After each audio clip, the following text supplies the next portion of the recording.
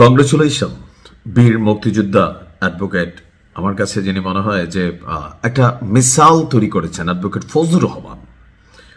দেখেন, ওনাকে ঘিরে এই ডক্টর ইউনূস সরকার ক্ষমতায় আসার পরে মুক্তিযুদ্ধ মুক্তিযোদ্ধা এই দুই ইস্যুতে এমনকি পলিটিক্যাল শিষ্টাচারের জায়গায়ও বঙ্গবন্ধু শেখ মুজিবুর রহমান বা শহীদ প্রেসিডেন্ট জিয়াউর রহমান ওনাদের ব্যাপারে যার অনর শ্রদ্ধা ছিল, এমনকি এই জন্য তাকে অনলাইন কিং পিনাকি ভট্টাচার্য থেকে শুরু করে সাংবাদিক ইলিয়াস থেকে শুরু করে এই উঠতি বয়সে কয়েকজন কি বলা হয় যে কথিত জুলাই যোদ্ধা, কথিত এরা আসলে ইয়ার সময় ছিলই না, যে টিনের চালে কাউয়া ফজলু আমার ডট ডট ফজলু যে কি এটা বাংলাদেশের মানুষ প্লাস জনগণ ওই এলাকার তারা বুঝাই দিছে।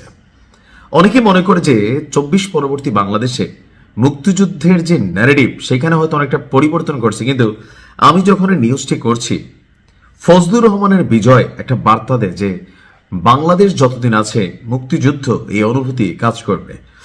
যাই হোক, কিশোরগঞ্জ ৪ এই আসনে বিএনপির মনোনীত প্রার্থী অ্যাডভোকেট ফজলুর রহমান সাহেব তিনি পাশ করেছেন। আর মজার বিষয় হচ্ছে কিশোরগঞ্জে ৬টি আসনের মধ্যে ৫টিতেই বিএনপি আপনার জয়লাভ করেছে, আর একটি আসনে স্বতন্ত্র অর্থাৎ ওই এলাকায় জামাত ইসলাম বা তাদের জোট এনসিপি আসলে কোনো আসন পায়নি।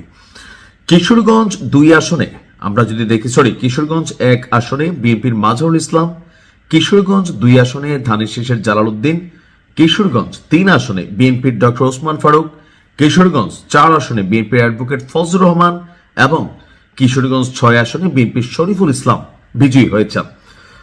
আর স্বতন্ত্র প্রার্থী হিসাবে শেখ মুজিবুর রহমান ইকবাল আপনার এখানে বিজয়ী হয়েছেন। তো আমি একটু আশ্চর্য ছিলাম যে নেতৃত্ব বা ক্ষমতা এটা আল্লাহর তরফ থেকে আসে। কারণ অ্যাডভোকেট ফজলুর রহমান সাহেব তিনি আপনার যখন মুক্তিযুদ্ধ ইস্যুতে হিউজ কথা বলতেন, এনসিপিকে তিনি প্রতিদিন সার্ফ এক্সেল দিয়া ৩বার ওয়াশ করতেন, এমনকি এদের জুতা জামা থেকে শুরু করে সারা বাংলাদেশে একমাত্র ওয়ান এন্ড অনলি একটা ভয়েস ছিল অ্যাডভোকেট ফজলুর রহমান। তো একটা পর্যায়ে এমন আসলো যে তিনার কথাবার্তার জন্য বিএনপি দল হিসাবে আসলে একটু কোণঠাসা হয়ে গেল।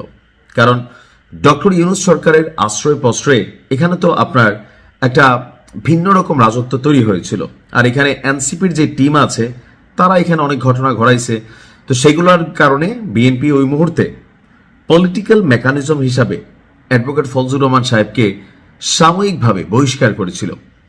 তো আমরা সবাই ভাবছিলাম তার রাজনীতি হয়তোবা শেষ, কিন্তু জনাব তারেক রহমান মূল্যায়ন করেছেন নেতৃত্বের পোড় খাওয়া নেতা, কিন্তু অ্যাডভোকেট ফজলুর রহমান এমনি এমনি নেতা হয় নাই।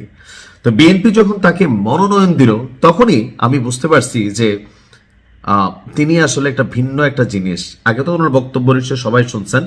তো আজকের এই বিজয় আপনার একটা বার্তা দিচ্ছে যে স্বাধীনতা মুক্তিযুদ্ধ আমরা অনেকে মনে করি ২৪-এর পরবর্তী সময়ে যে এখানে আসলে মুক্তিযুদ্ধের তেমন কোনো ইস্যু নাই বা মুক্তিযুদ্ধ নিয়ে কথা বলা, কিন্তু আপনি দেখেন জামাত অনেক জায়গায় অনেকগুলো সিট পেয়েছে, খারাপ না, আমি যতটুকু দেখছি সর্বশেষ 50-এর কাছাকাছি। তবে জামাতের অনেক হেভি ওয়েট নেতা হাইরে গেছে বিএনপি নেতাকর্মীর কাছে। আর অ্যাডভোকেট ফজলুর রহমান সাহেবরা আসলে আমার কাছে মনে হয় যে ইতিহাসে খুব অল্প কিছু মানুষ শূন্য থেকে এসে নেতৃত্ব দেন, স্রোতের বিপরীতে শক্তিশালী কথা বলেন, এমনকি দিন শেষে দল তাদের মূল্যায়ন করে, জনগণ তাদের মূল্যায়ন করে, রাষ্ট্র তাদের মূল্যায়ন করে।